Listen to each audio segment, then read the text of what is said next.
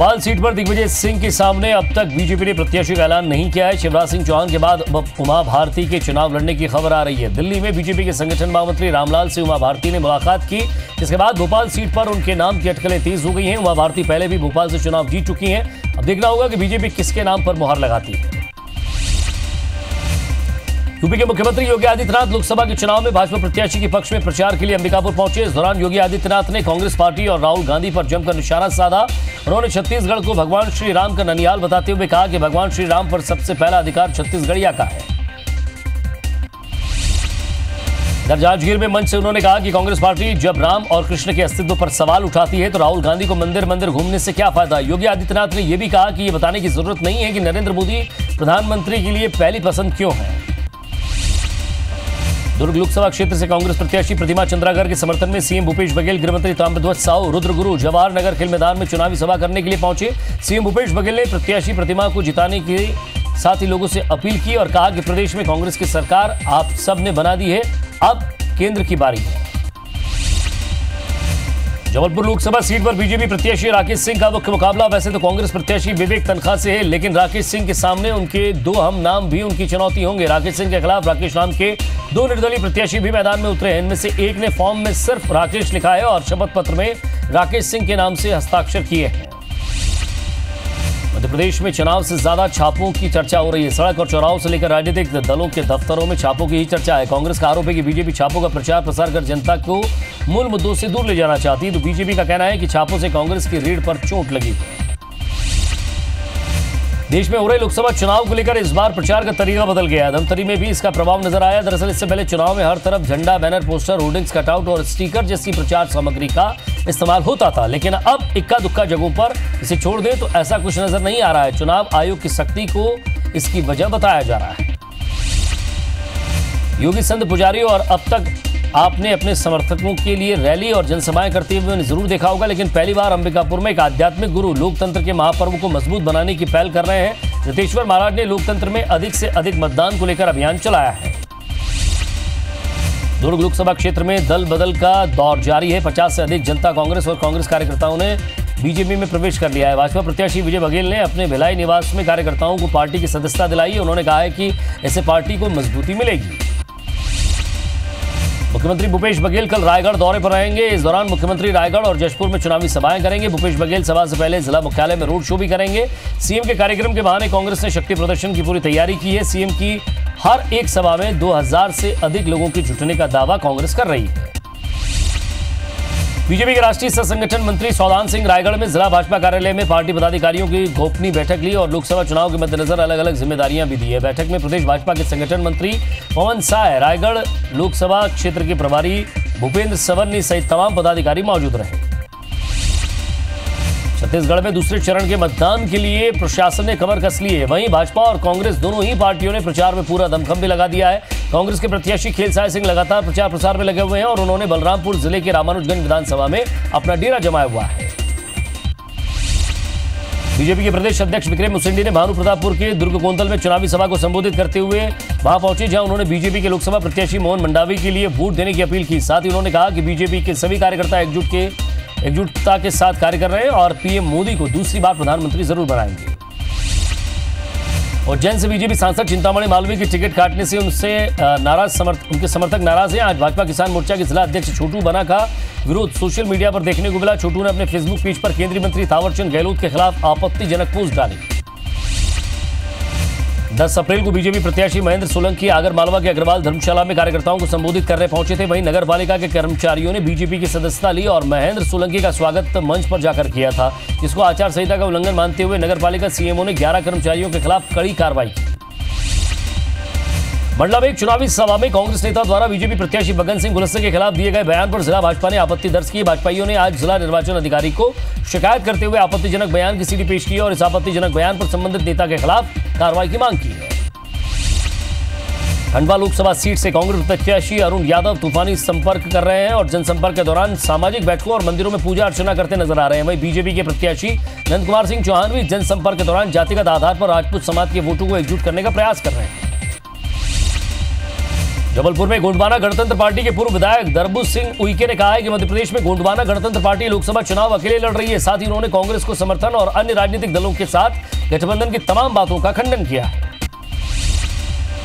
कोरबा में इस बार प्रत्याशियों का फैसला युवा मतदाता करेगा। यही वजह है कि सभी पार्टियों की नजर युवाओं के झुकाव को लेकर साफ है। जिले के करीब 8.5 लाख मतदाताओं में से करीब 6.5 लाख मतदाता युवा हैं, यानी कि 50 वर्ष से कम है। चुनाव को लेकर युवा वोटर मतदान को लेकर बेहद उत्साहित हैं। लोकसभा अध्यक्ष सुमित्रा महाजन का 76वां जन्मदिन बड़ी सादगी से इंदौर में मनाया गया। बीजेपी महिला युवा मोर्चा की कार्यकर्ताओं ने पंडरीनाथ इलाके में सत्यनारायण मंदिर में सुमित्रा महाजन की लंबी उम्र के लिए पूजा अर्चना की। इस कार्यक्रम में सुमित्रा महाजन भी शामिल हुई और इस दौरान ताई आम दिनों की अपेक्षा साधारण कार में अपने बेटे मंदार महाजन के साथ पहुंची। उज्जैन के गोंदिया में टिंचिंग ग्राउंड से परेशान होकर ग्रामीणों ने चुनाव बहिष्कार का ऐलान कर दिया है। ग्रामीणों का आरोप है कि टिंचिंग ग्राउंड में कचरा को जलाने से गंदा धुआं उड़ता है, उससे गांव के बच्चे और बड़ों को बीमारियां हो रही हैं, जिससे परेशान ग्रामीणों ने टिंचिंग ग्राउंड को हटवाने की मांग की। इंदौर में बीजेवाईएम के कार्यकर्ताओं ने गांधी हॉल गेट पर अनोखा विरोध प्रदर्शन किया। कार्यकर्ताओं ने योजनाओं के पोस्टर के नीचे लॉलीपॉप बांधकर प्रदर्शन किया। इस दौरान बीजेवाईएम ने प्रदेश सरकार की हाल ही में की गई घोषणाओं को लॉलीपॉप बताया और योजनाओं का विरोध किया। भानुप्रतापपुर के ड्राई एरिया वाले इलाकों में पहाड़ी बस्तियों में नगर पालिका से पानी की सप्लाई ठप हो गई है। ऐसे में ऐसी जगह नगर पालिका की ओर से पानी के टैंकर भी नियमित रूप से नहीं पहुंच पा रहे हैं। इसके चलते पार्षदों ने 20 अप्रैल को लोगों के साथ पीएचई कार्यालय में धरने की चेतावनी दी है। ग्वालियर में हास्य कवि प्रदीप चौबे का निधन हो गया है। बताया जा रहा है कि दिल की तकलीफ के चलते उन्हें अस्पताल में भर्ती कराया गया था, जहां उन्होंने अंतिम सांस ली। हाल ही में प्रदीप चौबे कपिल शर्मा के कॉमेडी शो में दिखाई दिए थे। उनेल के कलेक्टर शशांक मिश्र उनेल उप तहसील कार्यालय का औचक निरीक्षण करने पहुंचे। निरीक्षण के दौरान रीडर रतनलाल मालवी से लंबित प्रकरणों के बारे में जानकारी ली। साथ ही कलेक्टर ने निर्देश दिए कि न्यायालय में लंबित प्रकरणों का निराकरण समय सीमा में किया जाना सुनिश्चित करें। दतिया में मेडिकल कॉलेज तो बन गया है, लेकिन जिला अस्पताल के हालात अभी नहीं सुधरे हैं। जिला अस्पताल में अभी 100 से ज्यादा डॉक्टर है, लेकिन फिर भी अस्पताल की हालत नहीं सुधर पा रही है। मरीज की जरा सी हालत बिगड़ने पर उसे रेफर कर दिया जाता है। ग्वालियर जिले की बिलोआ में सरकारी जमीन पर अवैध खनन करने वाले 23 खदान संचालकों को आवंटित खदानों पर कलेक्टर ने अगले आदेश तक रोक लगा दी है। ये खदानें बीजेपी और कांग्रेस नेताओं समेत शहर के प्रमुख रसूखदारों की है। इन खदान लीज धारकों ने कई लाख घन मीटर पत्थर का अवैध खनन किया था। पन्ना के उत्तर वन मंडल की 3 रेंजों के जंगलों में 28 घंटे से लगी आग विकराल रूप धारण करती नजर आ रही है। आग पन्ना शहर के नजदीक स्थित कलेक्ट्रेट ऑफिस के पास तक पहुंच गई है, जिसे देखते हुए प्रशासन ने 2 फायर ब्रिगेड की गाड़ियां तैनात कर दी है। आग इतनी भयानक है कि इसे बुझाने के प्रयास भी नाकाफी साबित रहे और तेजी से बढ़ती जा रही है। भानुप्रतापपुर में भोजन पानी की तलाश में एक भालू जंगल से गांव की ओर जा पहुंचा, जहां वो कुएं में गिर गया। जब ग्रामीणों ने भालू को कुएं में देखा तो वन विभाग की टीम को सूचना दी, जिसके बाद वन विभाग की टीम मौके पर पहुंचकर कड़ी मशक्कत के बाद उसे कुएं से बाहर निकाला। ग्वालियर में सरकारी विभाग के वाहनों का नियमित मेंटेनेंस नहीं होने पर वाहन जर्जर होकर सड़क पर खराब हालत में ही चल रहे हैं, जिससे ट्रैफिक व्यवस्था भी प्रभावित हो रही है। ऐसे में ट्रैफिक पुलिस भी जांच कर कार्रवाई नहीं करती। ग्वालियर जिले में स्कूली बच्चों के परिवहन में वैन उपयोग पर प्रतिबंध लगा दिया गया है। इसके साथ ही ऑटो में 5 से ज्यादा बच्चे बिठाने पर चालक का ड्राइविंग लाइसेंस और परमिट निरस्त कर दिया जाएगा। परिवहन विभाग ने यह आदेश हाईकोर्ट की सख्त नाराजगी और वैन और ऑटो चालकों की मनमानी से परेशान होकर जारी किया है। विदिशा पुलिस को लोकमान्य तिलक मुंबई गोरखपुर एक्सप्रेस में लूटपाट की सूचना मिली थी। तुरंत हरकत में आई विदिशा कोतवाली पुलिस आरपीएफ और जीआरपीएफ के अमले के साथ मौके पर पहुंची, लेकिन यात्रियों ने लूटपाट की घटना होने से इनकार कर दिया। अब पुलिस उस व्यक्ति की तलाश कर रही है जिसने भोपाल रेलवे कंट्रोल रूम को फोन कर लूटपाट की फर्जी सूचना दी थी। रायपुर की पंडित थाना पुलिस ने न्यू दिल्ली स्वीट्स के संचालक अभिनव ऋषि के खिलाफ केस दर्ज किया है। मोवा स्थित भारतीय खाद्य निगम ने जीएम के निर्देश पर संचालक के खिलाफ शिकायत की थी। होटल में मालिक पर आरोप है कि उसने दीवार तोड़कर नाली का आउटलेट एफसीआई की जमीन पर डाल दिया है। दुर्ग जिले में अलग अलग एटीएम में हुए ठगी के 5 मामलों में पुलिस ने आरोपियों को धर दबोचा है। पुलिस ने अलग अलग स्थानों से 3 आरोपियों को गिरफ्तार किया है। गिरफ्तार आरोपियों में से 1 लाख रुपए और 5 बैंकों के एटीएम बरामद हुए हैं। उनेल पुलिस ने अवैध शराब ले जा रहे वाहन चालक को गिरफ्तार किया है। पुलिस ने वाहन से 17 पेटी देशी शराब बरामद की है। जब्त शराब की कीमत लगभग 52,000 रुपए बताई जा रही है। फिलहाल पुलिस आरोपी से पूछताछ में जुट गई है।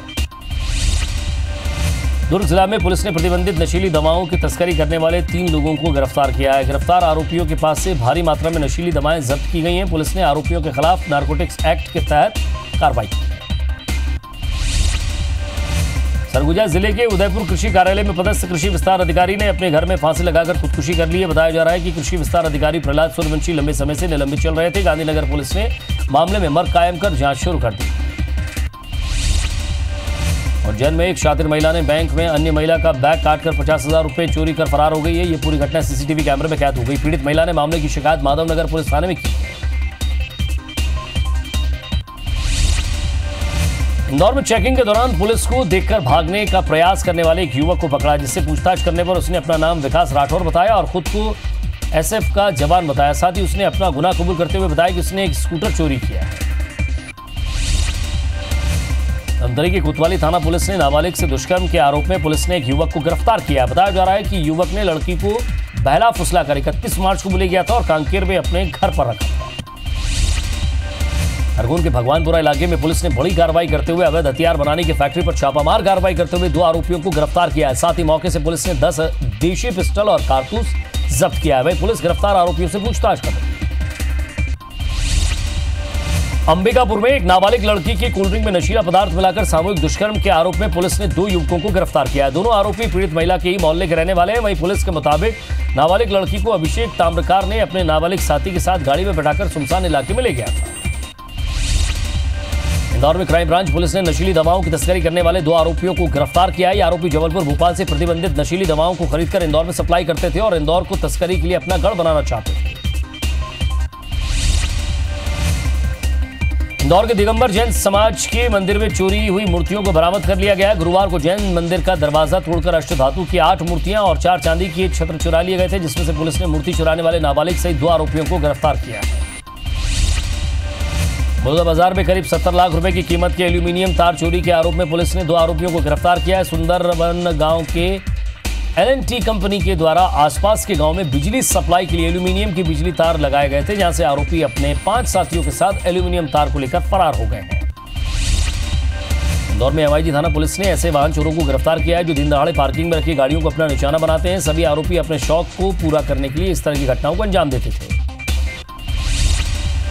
छत्तीसगढ़ की एकमात्र सेंट्रल यूनिवर्सिटी इस साल नेशनल इंस्टीट्यूट रैंकिंग फ्रेमवर्क यानी कि NIFT की टॉप 200 रेटिंग से बाहर हो गई है। पिछले 2 सालों से बिलासपुर की सेंट्रल यूनिवर्सिटी टॉप 200 में जगह बनाती रही, लेकिन इस बार यूनिवर्सिटी टॉप 200 से बाहर हो गई है। यूनिवर्सिटी को 2017 में पहली बार 171वीं रैंक मिली थी। नवरात्रि के दौरान बालोद जिला के नारा गांव के पहाड़ियों के बीच स्थित मां सिया देवी की प्रतिमा का एक झलक पाने के लिए भक्तों का तांता लग रहा है। वहीं इस बार यहाँ एक महिला के द्वारा माता के प्रति अटूट आस्था का स्वरूप देखने को मिल रहा है। महिला मंदिर में लेटकर अपने सीने के ऊपर ज्योति कलश रखी हुई है। भगतपुर के मलूद के दुर्गा मंदिर में इन दिनों चैत्र नवरात्र की धूम मची हुई है। इस दौरान सैकड़ों भक्तों द्वारा माता के दर्शन किए जा रहे हैं, जहां देवी जसगीत के साथ 24 घंटे भंडारे का आयोजन भी किया जा रहा है। मंदिर में शिव, गणेश सहित दुर्गा के सभी रूपों की सुसज्जित प्रतिमा है, जिनका पूजन साल भर विधि विधान से किया जाता है।